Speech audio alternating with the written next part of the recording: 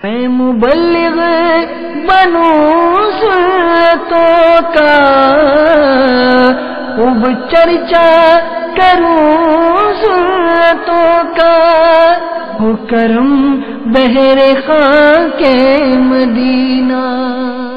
الحمدللہ رب العالمین، والصلاة والسلام علی سید المرسلین، اما بعد فاعوذ باللہ من الشیطان الرجیم، بسم اللہ الرحمن الرحیم۔ الصلاة والسلام علیک یا رسول اللہ وعلی آلک وصحابک یا حبیب اللہ۔ الصلاة والسلام علیک یا نبی اللہ وعلی آلک وصحابک یا نور اللہ۔ نویت سنت الاعتکاف۔ نبی کریم رؤوف الرحیم صلی اللہ تعالی علیہ وآلہ وسلم کا فرمان برکت نشان ہے، بندہ جب تک مجھ پر درود پاک پڑھتا رہتا ہے اس وقت تک اللہ عز و جل کے فرشتے اس پر رحمتیں نازل کرتے رہتے ہیں۔ اب تمہاری مرضی کہ تم مجھ پر درود پاک کم پڑھو یا زیادہ۔ تو میرے میٹھے میٹھے اور پیارے پیارے اسلامی بھائیوں، جو آج 30 رجب المرجب 1432 سن ہجری دعوت اسلامی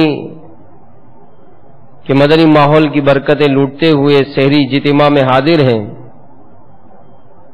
اور ہماری جامع مسجد گلزار مدینہ اسٹیل ٹاؤن میں ہم سحری اجتماع میں جمع ہیں۔ بزرگوں کا انداز بھی بڑا خوب ہوتا ہے کہ ان کے پاس جب کبھی کوئی پریشانی ہوتی ہے، مصیبت آتی ہے، تکلیف آتی ہے، یہ درود و سلام کا ورد کر کے اللہ کی رحمتوں سے حصہ حاصل کرتے ہیں۔ جیسا کہ ایک بزرگ رحمت اللہ تعالی علیہ کے بارے میں نقل ہے کہ سفر میں تھے، ایک بیابان میں سنسان مقام سے گزر ہوا اور دیکھتے ہی دیکھتے جنگل میں داخل ہو گئے۔ اب کوئی ایسی چھپنے کی جگہ نہیں تھی، شام ہونے لگی، سورج ڈوبنے لگا، تو دل میں خیال آیا کہ اب تھوڑی دیر بعد سورج غروب ہو جائے گا اور جنگل کے خوفناک جانور اور درندے یہ اپنے اپنے مقام سے باہر نکلیں گے، اور میرے پاس تو کوئی ہتھیار بھی نہیں، چھپنے کی جگہ بھی نہیں، مجھے تو وہ چیر پھاڑ کھائیں گے۔ تو فوراً ہی حدیث پاک پر توجہ گئی کہ نبی کریم صلی اللہ تعالی علیہ وآلہ وسلم کا ارشاد کہ جو مجھ پر ایک مرتبہ درود پڑھتا ہے اللہ تعالیٰ اس پر 10 بار رحمت نازل فرماتا ہے۔ تو جیسے ہی اس روایت پر نظر گئی تو دل میں خیال کیا کہ میں نبی کریم صلی اللہ علیہ وآلہ وسلم پر درود و سلام کا ورد کروں گا، اور جب میں درود پاک پڑھوں گا تو اللہ کی رحمتیں مجھ پر نازل ہوں گی، اور جب اللہ کی رحمتوں کے سائے میں ہوں گا تو پھر دنیا کی کوئی چیز مجھے نقصان نہیں پہنچا سکتی۔ ایک اونچے ٹیلے پر بیٹھ گئے، ساری رات درود پاک پڑھتے رہے،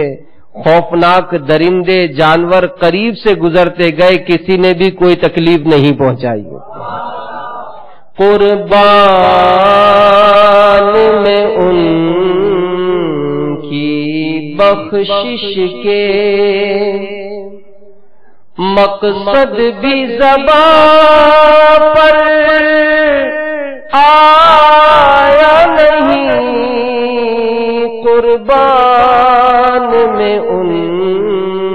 کی بخشش کے مقصد بھی زباں پر آیا نہیں، بن مانگے دیا اور اتنا دیا، بن مانگے دیا اور اتنا دیا، دامن میں ہمارے سمایا نہیں، بن مانگے دیا اور اتنا دیا، دامن میں ہمارے سمایا نہیں، قربان میں ان کی بخشش کے، اور آواز کرم دیتا ہی رہا، تھک ہار گئے لینے والے، آواز کرم دیتا ہی رہا، تھک ہار گئے لینے والے، منگتوں کی ہمیشہ لاج رکھی، منگتوں کی ہمیشہ لاج رکھی، محروم کبھی لوٹایا نہیں، قربان میں ان کی بخشش کے، صلو علی الحبیب صلی اللہ تعالی علی محمد وعلی آلہ وصحبہ وبارک وسلم۔ ام المومنین حضرت سیدتنا عائشہ صدیقہ رضی اللہ تعالی عنہ فرماتی ہیں کہ نور کے پیکر، تمام نبیوں کے سرور، دو جہاں کے تاجور، سلطان بحربر صلی اللہ تعالی علیہ وآلہ وسلم میرے پاس تشریف لائے، روٹی کا ایک ٹکڑا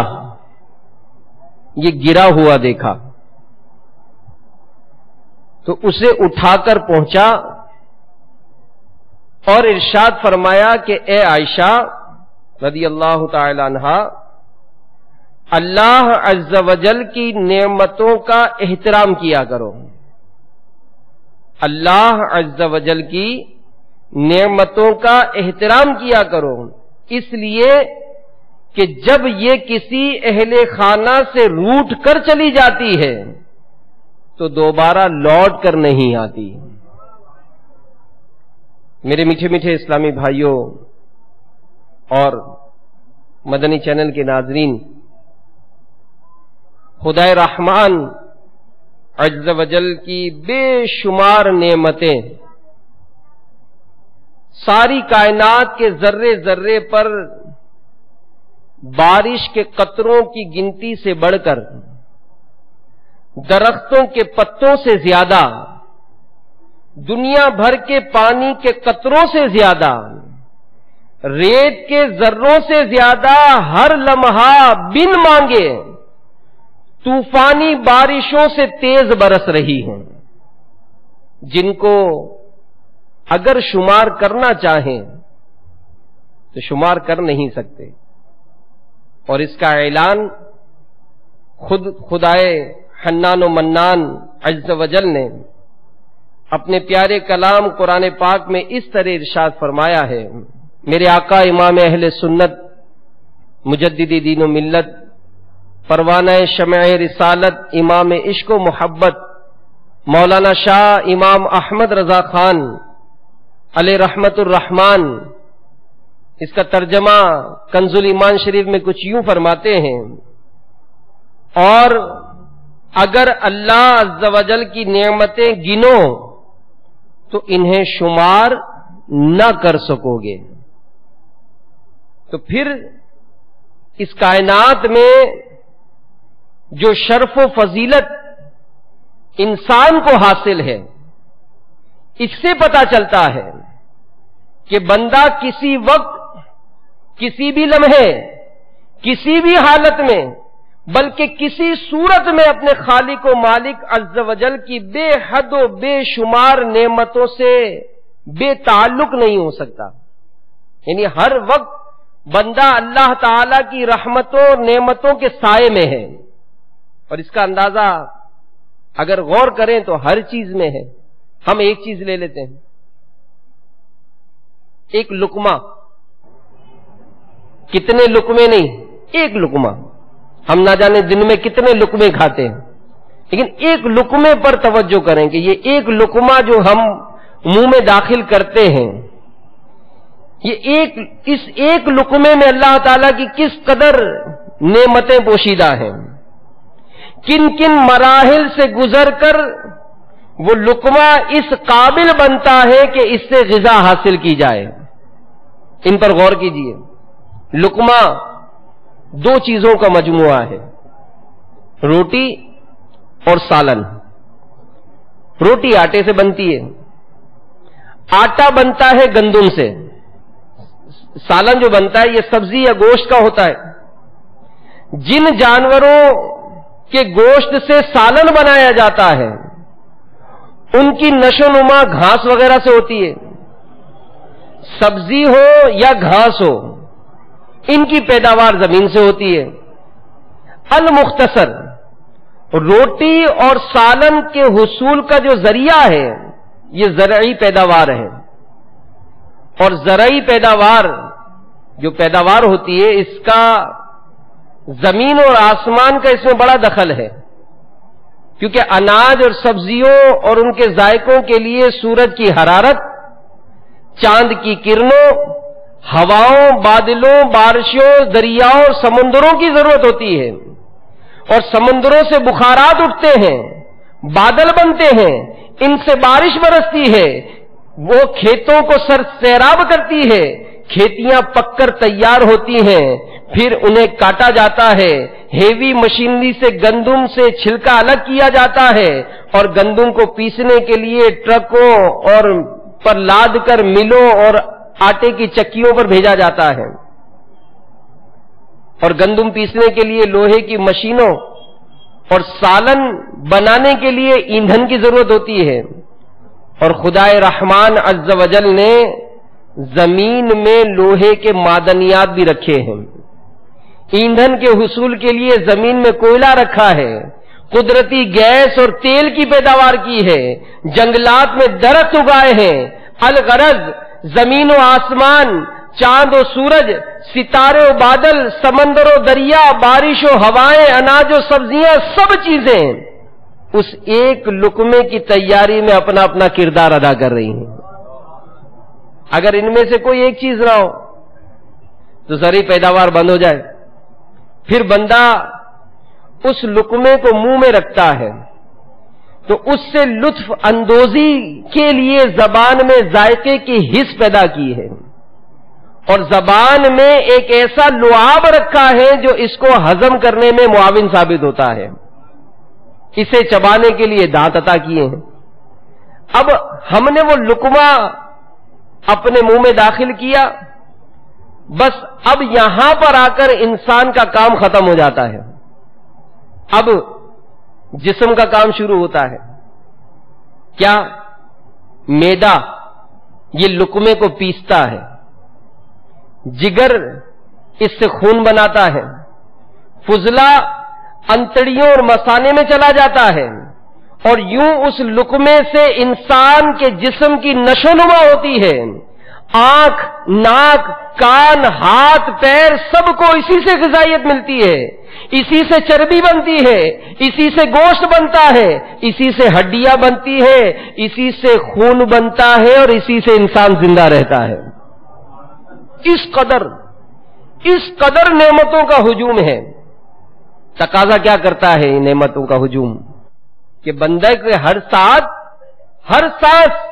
یہ رب تعالی کے لیے ہونی چاہیے. وہ کھائے تو رب تعالی کے لیے، پیے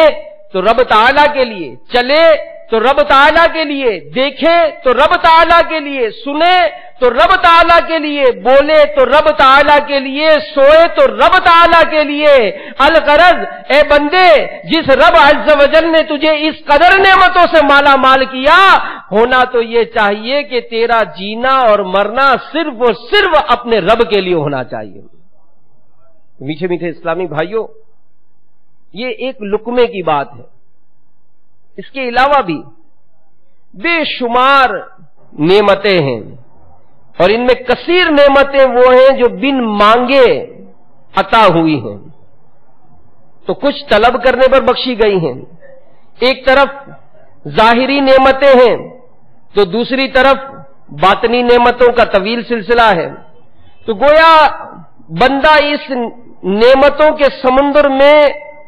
ہر وقت غوطہ زن رہتا ہے. اوپر نگاہیں اٹھائے تو نعمتوں کے دلکش نظارے ہیں، نیچے دیکھے تو نعمتوں کے جال بچھے ہیں، دائیں دیکھیں تو رب تعالیٰ کی نعمتیں ہیں، بائیں دیکھیں تو رب تعالیٰ کی نعمتیں ہیں، آگے دیکھیں تو اسی رب کی نعمتیں ہیں، پیچھے دیکھیں تو اسی کی نعمتیں ہیں، حتیٰ کہ خود یہ دیکھنا بھی رب کی نعمت ہے. چلے تو چلنا نعمت ہے، بیٹھے تو بیٹھنا نعمت ہے، کھائے تو کھانا نعمت ہے، پیے تو پینا نعمت ہے، سوئے تو سونا نعمت ہے، جاگے تو جاگنا نعمت ہے، بولے تو بولنا نعمت ہے، سنے تو سننا نعمت ہے، پہنے تو پہننا نعمت ہے، لکھے تو لکھنا نعمت ہے، پڑھے تو پڑھنا نعمت ہے، سمجھے تو سمجھنا نعمت ہے. اور جس نعمت کی ناشکری کی جائے، یاد رکھیے وہ نعمت عذاب ہے. حضرت سیدنا امام حسن بصری رحمت اللہ تعالی علیہ فرماتے ہیں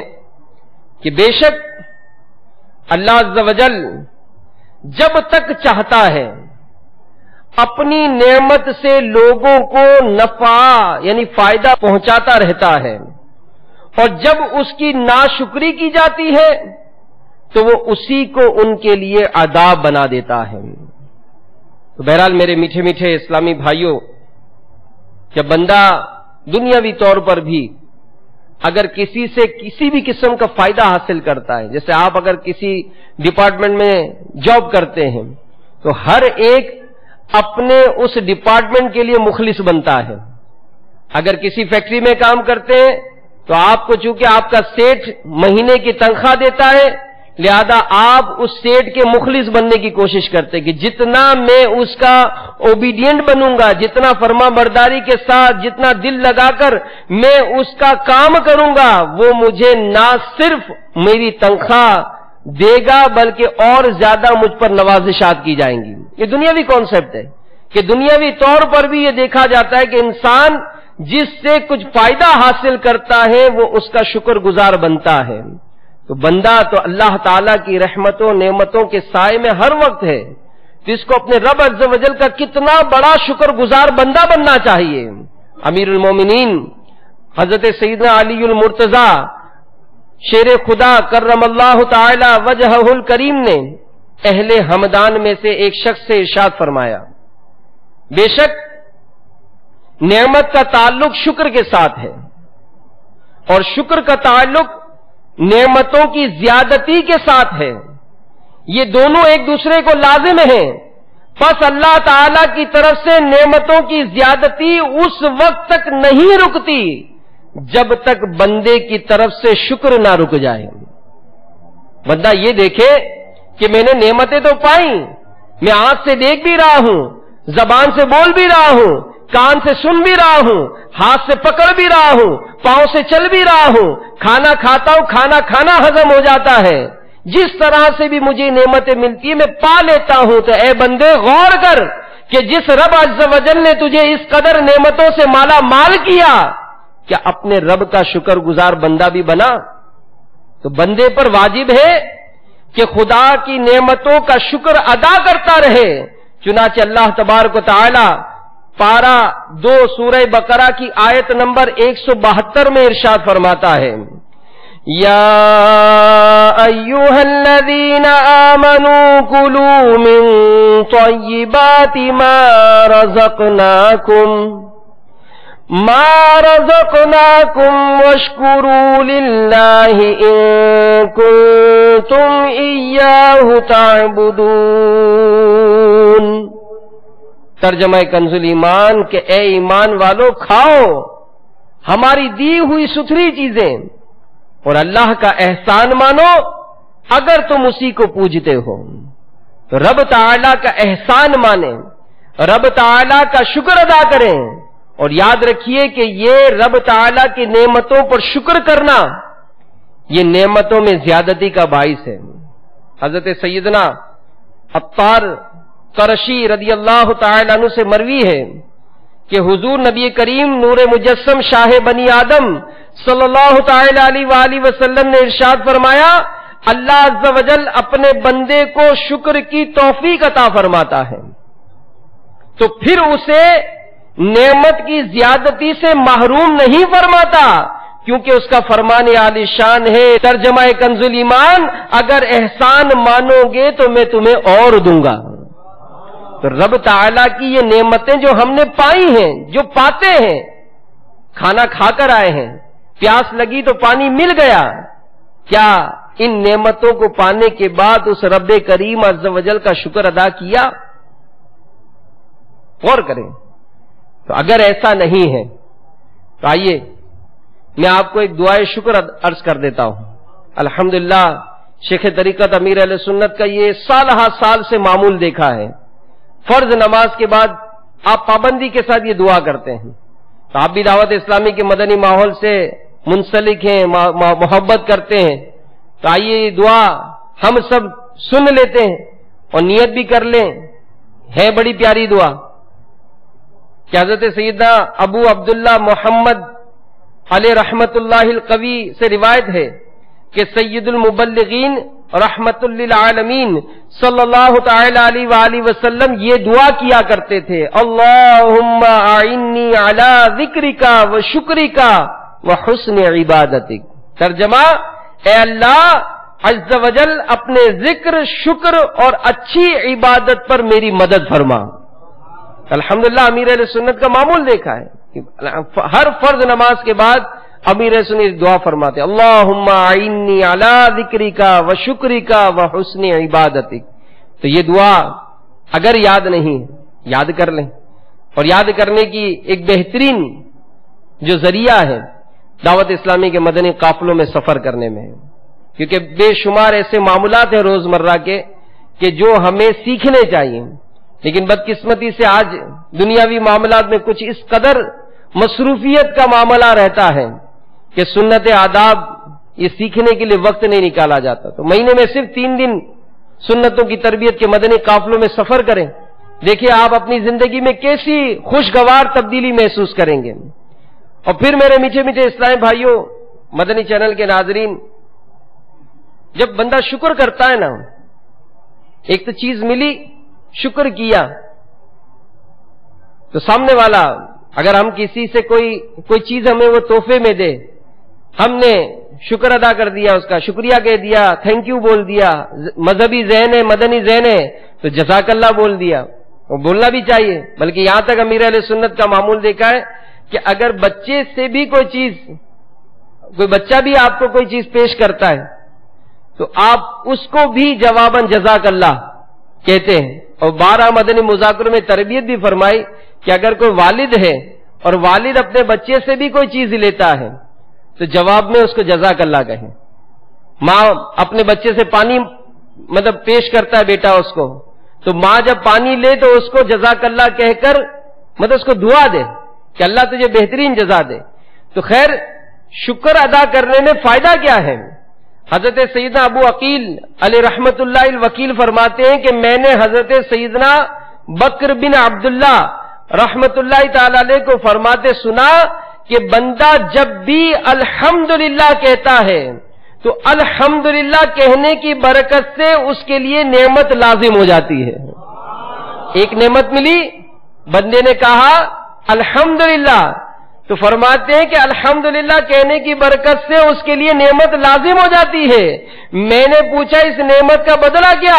ارشاد فرمایا اس کا بدلہ بھی بندے کا الحمدللہ کہنا ہے۔ بس یہ کہتے ہی اس کے پاس ایک اور نعمت آ جائے گی، اور کیونکہ اللہ تعالی کی نعمتیں کبھی ختم نہیں ہوتی۔ ہمارا رب بہت کریم ہے، بہت کریم ہے، کس قدر اپنے بندوں پر اپنی نعمتوں، اپنی برکتوں کی بارشیں نازل فرماتا ہے، اور جو شکر گزار بندے ہوتے ہیں اللہ تعالیٰ انہیں پسند فرماتا ہے۔ جیسا کہ سیدنا نوح علیہ نبینا علیہ الصلوۃ والسلام کے بارے میں کتابوں میں لکھا ہے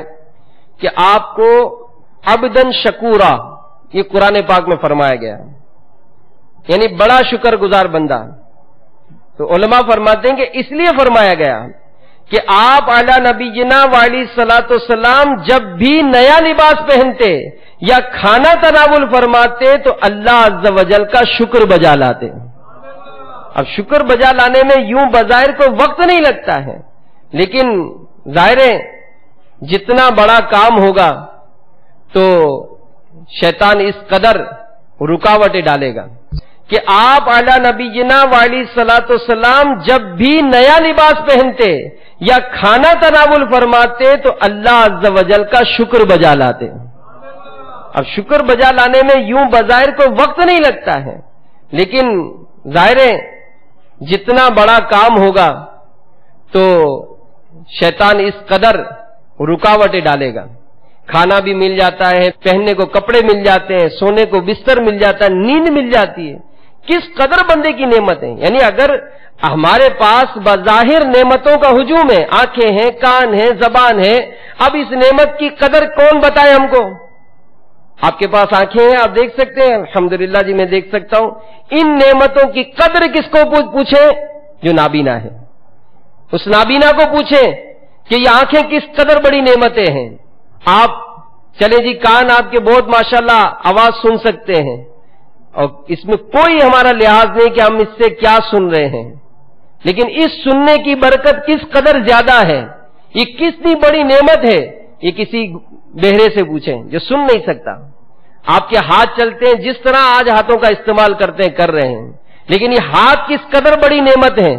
یہ کسی اپاہج سے پوچھیں۔ یہ پاؤں جو جس طرح آتے جاتے مطلب ہم چلتے پھرتے ہیں، جو چاہیں جہاں دوڑ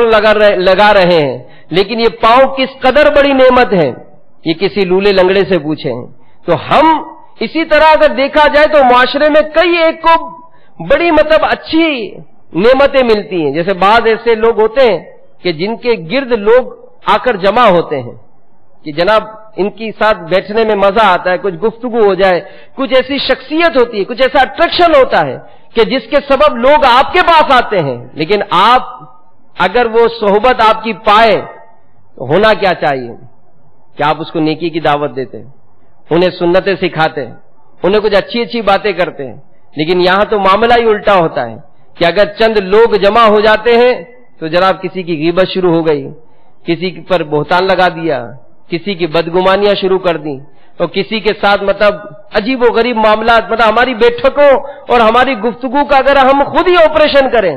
تو ہمیں پتا چلے گا کہ ہماری بیٹھکیں یا ہماری گیدرنگز یہ ایسی ہے ہی نہیں کہ جس میں ہم ثواب پا کر اٹھتے ہوں، بلکہ ہم تو نہ جانے کتنوں کی عزتیں خراب کر کے، کتنوں کے دل کے ٹکڑے ٹکڑے کر کے جناب ہم پھر اپنی صحبتوں سے اٹھتے ہیں۔ شیخ طریقت امیر اہل سنت بانی دعوت اسلامی حضرت علامہ مولانا ابو بلال محمد الیاس ستار قادری رضوی دامت برکاتہم عالیہ اپنی کتاب غیبت کی تباہ کاریاں میں ایک بڑی پیاری بات ارشاد فرماتے ہیں، ایک کاش ہمیں یہ مدنی سوچ اپنانے کی سعادت مل جائے۔ حضرت سیدنا یحییٰ بن معاذ رازی رحمت اللہ تعالی علیہ فرماتے ہیں کہ تم سے مومنوں کو اگر 3 فوائد حاصل ہوں تو تم محسنین یعنی احسان کرنے والوں میں شمار کیے جاؤ گے۔ بڑے پیارے مدنی پھول ہیں، بڑے پیارے مدنی پھول۔ فرماتے ہیں نمبر 1، اگر انہیں نفع نہیں پہنچا سکتے، یعنی ہمارا جن سے تعلق ہے جس سے بھی تعلق ہے، چاہے دنیاوی طور پر ہے، دینی طور پر ہے، جس طرح سے بھی کسی سے ہمارا تعلق ہے، تو فرماتے ہیں اگر انہیں نفع نہیں پہنچا سکتے تو نقصان بھی نہیں پہنچاؤ۔ نمبر 2، اگر انہیں خوش نہیں کر سکتے تو رنجیدہ بھی مت کرو۔ نمبر 3، ان کی تعریف نہیں کر سکتے تو برائی بھی مت کرو۔ یعنی ہمیں بحیثیت مسلمان ہونا تو یہ چاہیے کہ ہم ہر ایک کو فائدہ پہنچانے والے بنیں، لیکن چلیں اگر ہم فائدہ نہیں بھی پہنچاتے تو اسے نقصان تو نہیں پہنچائیں۔ پھر دوسری بات، اگر اسے خوش نہیں کر سکتے، ہونا تو یہ چاہیے کہ مسلمان دوسرے مسلمان کو خوش کرنے والا ہوتا ہے، چاہے وہ کسی انداز سے بھی ہو۔ ایسا نہیں ہے کہ کسی کو مال دیا تو ہی وہ خوش ہوتا ہے، بلکہ بے شمار ایسی روایات اور ایسے واقعات ملتے ہیں جس میں بزرگوں نے تربیت کی ہے کہ خوش اخلاقی، مسکراہٹ، یہ بھی خوش کرنے کے ذریعے ہیں۔ تو آپ اگر کسی کو خوش نہیں کر سکتے تو ناراض بھی نہ کریں۔ پھر مزید فرمایا کہ اگر ان کی تعریف نہیں کر سکتے تو برائی بھی مت کرو۔ تو ہم اپنی گیدرنگز میں جائزہ لیں کہ اگر ہم کسی دو بیٹھے ہیں تو تیسرے کی جو گفتگو ہم شروع کرتے ہیں، کیا وہ ہماری تعریف پر مبنی ہوتی ہے یا برائیاں کرتے ہیں؟ برائیاں ہی برائیاں ہیں، اور اس قدر برائیاں ہیں کہ غیبت ہوتی ہے، چغلیاں ہوتی ہیں، بہتان ہوتی ہے، اور ہمیں اس کا احساس بھی نہیں ہوتا۔ مشہور تابعی بزرگ حضرت سیدہ مجاہد رحمت اللہ تعالی علیہ فرماتے ہیں کہ جب کوئی شخص اپنے اسلامی بھائی کا بھلائی کے ساتھ ذکر کرتا ہے، اپنے اسلامی بھائی کا بھلائی کے ساتھ ذکر کرتا ہے، تو فرشتے اسے دعا دیتے ہیں کہ تمہارے لیے بھی اس کی مثل ہو۔ اور جب کوئی اپنے بھائی کو برائی یعنی غیبت وغیرہ سے یاد کرتا ہے تو فرشتے کہتے ہیں تو نے اس کی پوشیدہ بات ظاہر کر دی، ذرا اپنی طرف دیکھ اور اللہ کا شکر ادا کر کے اس نے تیرا پردہ رکھا ہوا ہے۔ پڑی جب اپنے عیبوں پر نظر، پڑی جب اپنے عیبوں پر نظر تو نظر میں کوئی برا نہ رہا۔ ہم انگلیاں اٹھاتے ہیں، فلاں ایسا ہے، فلاں ایسا ہے، فلاں ایسا ہے، تو امیر اہل سنت یہ انگلی اٹھانے والے کو تو بڑی زبردست مدنی چوٹ لگاتے ہیں کہ جو انگلی اٹھاتا ہے نا جگہ جگہ کہ یہ ایسا ہے، یہ ایسا ہے، تو آپ فرماتے ہیں کہ اے انگلی اٹھانے والے، تو نے دوسرے کی طرف تو ایک ہی انگلی اٹھائی ہے، ذرا اپنی طرف دیکھ، تیری طرف 3 انگلیاں ہیں۔ پڑی جب اپنے عیبوں پر نظر تو نظر میں کوئی برا نہ رہا۔ تو بہرحال میرے میٹھے میٹھے اسلامی بھائیوں، اللہ تعالی نے جو نعمتیں عطا کی اس کی قدر کریں۔ آج اگر آپ سے لوگ ملتے ہیں، آپ مطلب ایسی شخصیت ہیں کہ جن کے لوگ گرد گیدرنگ ہوتی ہے، بعض ایسے لوگ ہوتے ہیں اللہ تعالیٰ نے ان کو خصوصی صلاحیتیں دی ہوتی ہیں، تو انہیں چاہیے کہ وہ اچھی گفتگو سیکھیں، قرآن و حدیث کی باتیں سیکھیں، فیضان سنت رکھیں، غیبت کی تباہ کاریاں رکھیں۔ الحمدللہ اس میں مواد ہی مواد ہیں، اس میں سے آپ چند ایک باتیں ہی کسی کو بتائیں، وہ عمل کرے گا تو جب تک وہ عمل کرتا رہے گا آپ کو انشاءاللہ اس کا ثواب ملتا رہے گا۔ کہ اللہ تبارک و تعالی نے بخشش کے کیسے کیسے بہانے عطا کیے ہیں، سنیے، اللہ کی رحمتوں پہ قربان ہو جائیے کہ حضرت سیدنا معاویہ رحمت اللہ تعالی علیہ فرماتے ہیں، جو شخص، بڑی توجہ کے ساتھ سنیے گا، جو شخص نیا کپڑا پہنتے وقت بسم اللہ والحمدللہ کہہ لے اسے بخش دیا جاتا ہے، اور جو کھانا کھاتے وقت بسم اللہ والحمدللہ کہہ لے وہ بھی بخش دیا جاتا ہے، اور جو پانی پیتے وقت بسم اللہ والحمدللہ کہہ لے اس کی بھی مغفرت ہو جاتی ہے۔ کیسی بخشش کے بہانے، کیسے بخشش کے بہانے! لیکن یہاں تو کھانا کھاتے ہوئے بھی احساس نہیں ہوتا، پیتے ہوئے بھی احساس نہیں ہوتا، جبکہ کھانا اور پانی یہ خود کس قدر بڑی نعمتیں ہیں کہ جن کے بغیر ہمارا جینا ہی محال ہے۔ تو بہرحال جب یہ ذہن بنے تو ذہن نصیب امیر اہل سنت کا انداز دیکھا ہے، الحمدللہ مدنی چینل پہ بھی دیکھا ہے بارہا، کہ آپ مطلب جب کبھی کھانا تناول فرماتے ہیں، بارہا دیکھا ہے اکثر نوالوں پر بسم اللہ والحمدللہ، بسم اللہ والحمدللہ اس کا ورد بسم اللہ یا واجدو، بسم اللہ یا واجدو، یہ ورد جاری رہتا ہے۔ اور فرماتے ہیں کہ اللہ کا ذکر اس لیے جاری رکھو کہ کہیں کھانے کی مصروفیت اللہ کے ذکر سے غافل نہ کر دے۔ یہ بزرگوں کی سوچ، یہ اولیاء کرام کی سوچ کہ جناب ہر وقت اللہ کا ذکر کرتے رہیں تاکہ اللہ کے ذکر سے ہم کبھی غافل نہ ہوں۔ تو بہرحال میرے میٹھے میٹھے اسلامی بھائیوں، اللہ تعالیٰ کی نعمت جب بھی نصیب ہو جائے تو شکر ادا کریں، اور خوشی میں شکر ادا کرنے کا ایک بڑا پیارا سنت طریقہ بھی عرض کر دیتا ہوں۔ حضرت سیدنا ابو بکرہ رضی اللہ تعالی عنہ فرماتے ہیں کہ جب حضور نبی کریم صلی اللہ تعالی علیہ وآلہ وسلم کو کوئی خوشی حاصل ہوتی تو پیارے پیارے آقا مکی مدنی مصطفیٰ صلی اللہ علیہ وآلہ وسلم سجدہ شکر ادا فرماتے ہیں۔ جی ہاں، سجدہ شکر ادا کرنا ہی بہت آسان ہے۔ باوضو ہو، کھڑے کھڑے قبلے کی طرف رک کر کے اللہ اکبر کہہ کر سجدے میں چلے جائیں، 3 مرتبہ سبحان ربی الاعلی پڑھیں اور اللہ اکبر کہہ کر اٹھ جائیں، یہ آپ کا سجدہ شکر ہو گیا۔ تو آپ کو کوئی خوشخبری سنائے کہ بھائی مبارک ہو، آپ کا مدینے کا ویزا لگ گیا ہے، تو فوراً سجدہ شکر ادا کرنا ہے، فوراً سجدہ شکر ادا کرنا ہے۔ آپ کو کسی نے خبر دی بھائی مبارک ہو، آپ کے بیٹے کی مدنی منع کی ولادت ہوئی ہے، سجدہ شکر ادا کرے۔ تو اچھی صحبت انسان کو اچھا بنا دیتی ہے، اور دعوت اسلامی میں یہ ایک ہی نہیں، ایسی بے شمار مدنی بہاریں ہیں کہ جنہوں نے بھی دعوت اسلامی کے مدنی ماحول کو اپنایا، دعوت اسلامی کے اجتماعات میں آنے کو اپنا معمول بنایا، الحمدللہ ان کو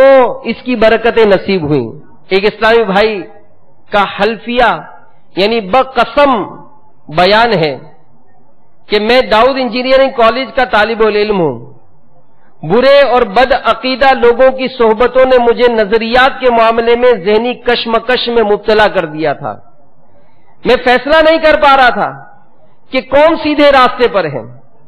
2 سال کا طویل عرصہ یوں ہی گزر گیا۔ ایک روز میری ملاقات ایک ایسے نوجوان سے ہوئی جس کا انداز و کردار میرے دل میں اتر گیا۔ اس عاشق رسول نے سفید لباس پہنا ہوا تھا، سر پر سبز سبز امامہ شریف تھا، اس کے چہرے پر عبادت کا نور تھا۔ اس اسلامی بھائی نے انفرادی کوشش کرتے ہوئے مجھے دعوت اسلامی کے اجتماع میں شرکت کی دعوت دی۔ میں پہلے ہی اس کے گفتگو اور اس کے انداز سے متاثر ہو چکا تھا، انکار کیوں کر سکتا تھا۔ چنانچہ میں نے بین الاقوامی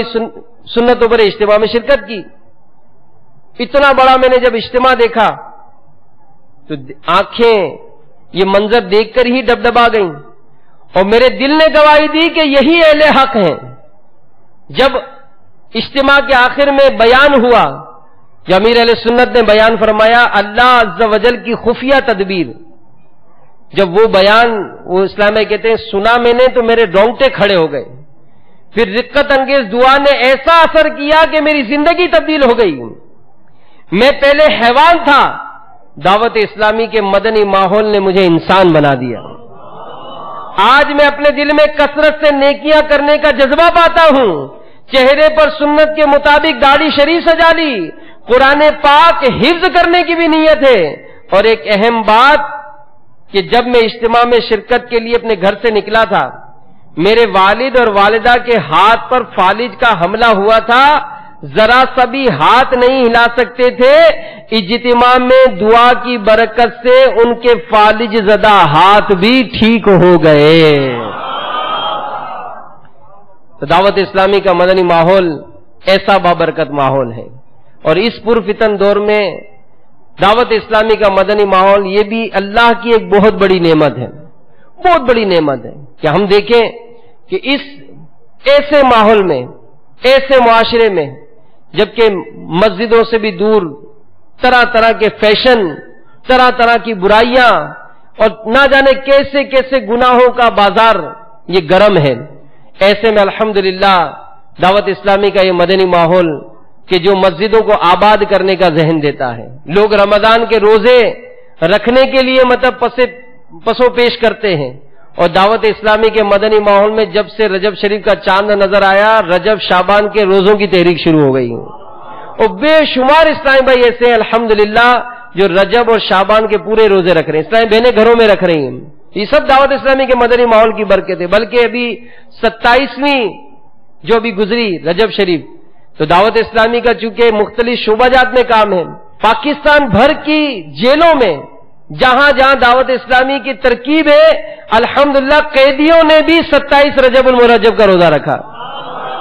یہ سب اچھے ماحول کی برکتیں ہیں. تو بہرحال میرے میٹھے میٹھے اور پیارے پیارے اسلامی بھائیوں، دعوت اسلامی کے مدنی ماحول سے ہر دم وابستہ رہیے. انشاءاللہ آپ خود محسوس کریں گے کہ آپ کے دل میں ایک رقت پیدا ہوگی، ایک سوچ پیدا ہوگی کہ واقعی زندگی جو میں گزار رہا ہوں، اس زندگی یہ وہ زندگی گزارنے کا انداز نہیں جو قرآن و حدیث کے مطابق ہے. قرآن و حدیث میں جیسی زندگی گزارنے کا حکم ہے وہ زندگی کچھ اور ہے، وہ سنتوں بھری زندگی ہے، وہ شریعت پر عمل کرتے ہوئے جو وقت گزرے وہ زندگی ہے. تو ہمت کیجئے